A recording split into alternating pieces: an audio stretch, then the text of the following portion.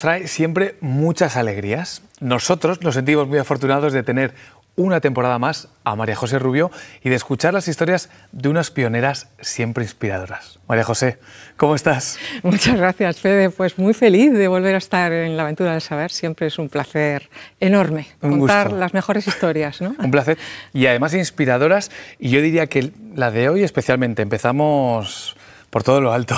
Pues hoy es una historia muy bonita, sí. Hoy vamos a hablar en este Pioneras de una mujer que supo hacer del arte un refugio vital, una pintora que nació con una gravísima deformación física, pero que supo convertir ese dolor físico y esa deformidad física en pura belleza.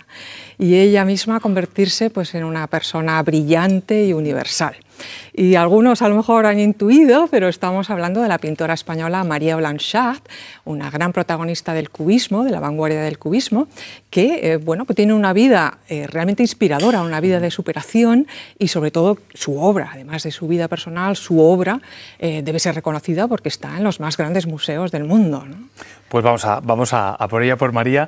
Y yo creo que es importante hablar de ese contexto, ¿no? El contexto que había por aquel entonces dentro del mundo del arte y del papel de las mujeres en el mundo del arte.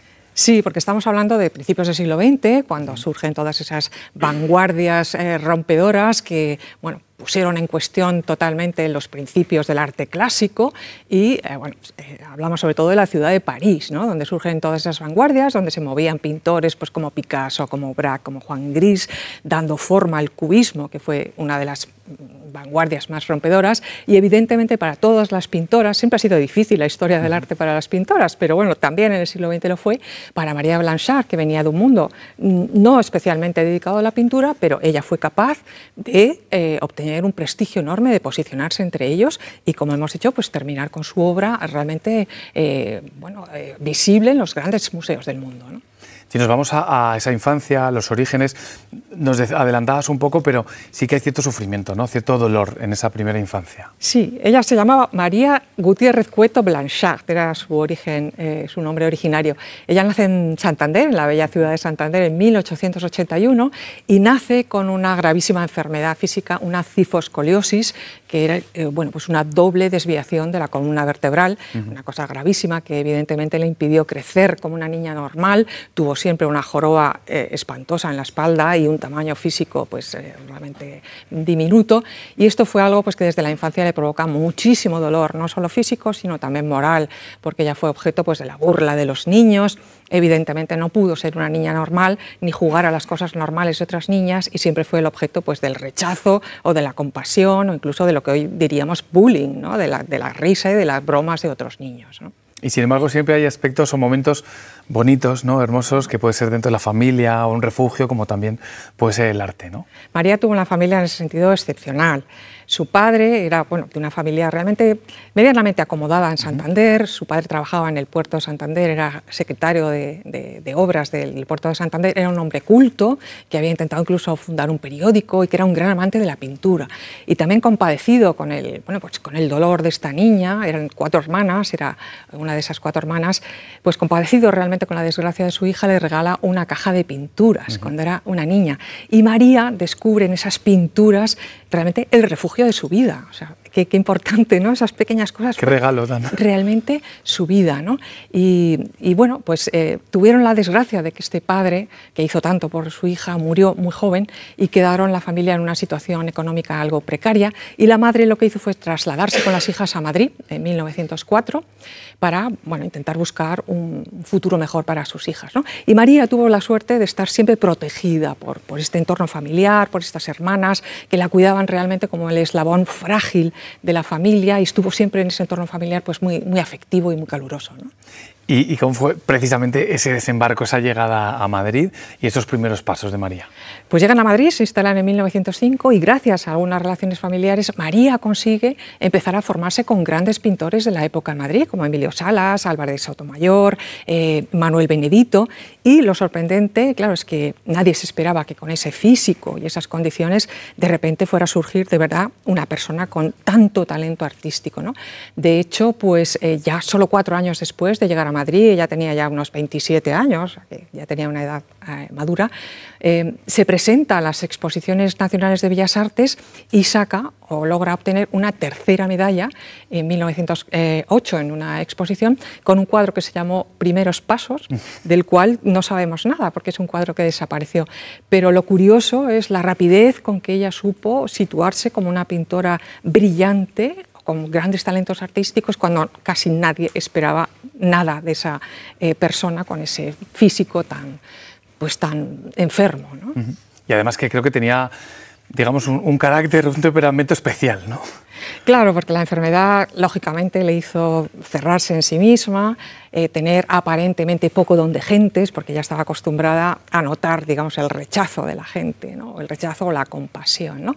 Pero es muy interesante porque María se sentía, claro, pequeña físicamente, pero ella decide hacerse grande en lo que vio que era la oportunidad de hacerse grande, que era la pintura, ¿no? Y con un gran valentía lo que hizo en 1908 fue decidir marcharse a París, ¿no? Ese París donde estaba el centro artístico. Pidió a la Diputación de Santander una beca para poder marcharse a estudiar a París y se la concedieron, a pesar de sus limitaciones, se la concedieron para irse sola a vivir a París, ¿no? Y creo que, bueno, pocos meses más tarde, en 1909, llega a París, aterriza en París y, claro, ahí puede empezar la carrera de un artista, ¿no?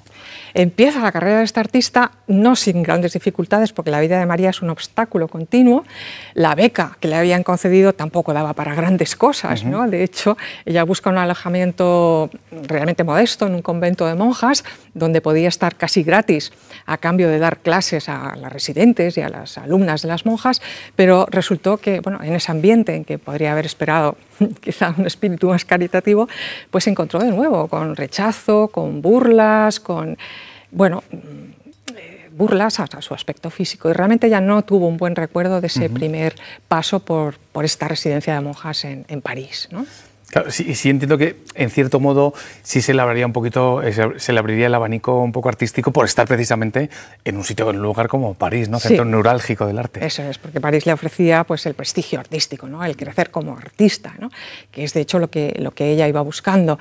Ella tuvo la suerte de empezar a estudiar en una prestigiosísima academia que se llamó la Academia Pitti, donde había grandes pintores y donde encontró a un gran maestro español que era Anglada Camarasa, el pintor Anglada Camarasa, que le desata totalmente el gusto por el color, ¿no?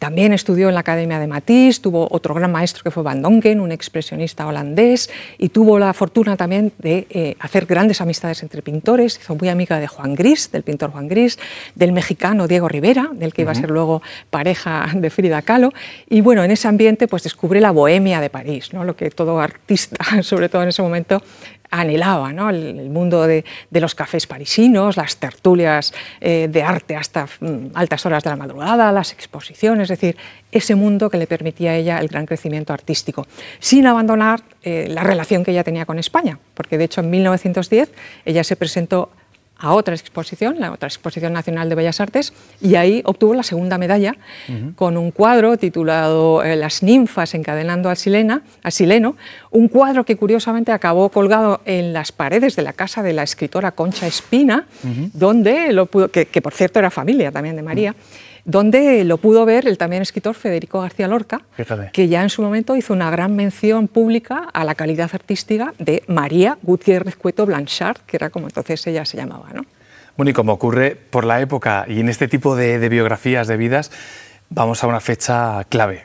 Nos vamos a 1914. Sí, 1914, bueno, todos sabemos que estalla la Primera Guerra Mundial, la vida en París pues, se hizo dificilísima, ¿no? Con la amenaza de la guerra, y María entonces se ve obligada a regresar a Madrid, se instala en la calle Goya, y aquí es capaz de reunirse otra vez con esos amigos que había hecho en París, que también se refugiaron en Madrid, Juan Gris y Diego Rivera, con los que alternaban el famosísimo Café de Pombo, que era una especie de Montparnasse a la española, y donde volvió a hacer un grupo artístico, ¿no? Imbuido totalmente de esa vanguardia parisina. De hecho, ella participa en 1915 en una exposición muy famosa entonces, que se llamó la de los pintores íntegros, en Madrid, que fue un auténtico escándalo, porque era la primera vez que se veía arte cubista en España, en Madrid, y realmente fue pues, algo muy escandaloso que no recibió el favor del público, ¿no? Y aquí en España también pasó pues, que ella, claro, tenía que buscarse un medio de vida, logró obtener en ese mismo año de 1915 una cátedra de dibujo en Salamanca. Hay ahora biógrafos que dicen que no llegó a estar en Salamanca, pero otros, porque pronto se marchó a París, pero otros en cambio hablan de quizá un paso por la Universidad de Salamanca que también fue bastante traumático, porque volvió a encontrar la burla de los alumnos, esa mirada extraña sobre su apariencia física, y realmente fue lo que le determinó finalmente a marcharse definitivamente de España y regresar a Francia, ¿no? Cuántos obstáculos, como dices, qué vida también, ese aspecto tan dura. Entonces, sin mirar atrás, ¿no? Deja España y se vuelve a París. Se vuelve a París en 1916, es decir, que todavía estaba la guerra, la Primera Guerra Mundial en marcha, y bueno, pues ella decide hacer de Francia ya su lugar definitivo. De hecho, borra el nombre del padre, no porque no quisiera a su padre, lo quería muchísimo, pero ella decide ya llamarse María Blanchard, aprovechando el apellido francés del padre, y meterse de lleno en el mundo artístico. Conoce, gracias a Juan Gris, a uno de los grandes marchantes parisinos del momento, que era Rosenberg. Era el marchante de todos los artistas del cubismo, el marchante de Picasso, el marchante de Braque. Por lo tanto, María se ve inmersa en ese ámbito del cubismo, realmente llega a ser una más de los pintores cubistas. A ella la conocían como la Petite Blanchard, ¿no? Por su tamaño físico, pero realmente era una artista grande, ¿no? Ella se consolida como artista cubista. De hecho, de ese periodo del cubismo analítico es donde más se conocen sus cuadros, donde sus cuadros están ahora en todos los grandes museos, ¿no? Y entiendo que ahí llega la consagración, ¿no? Como artista de María Blanchard.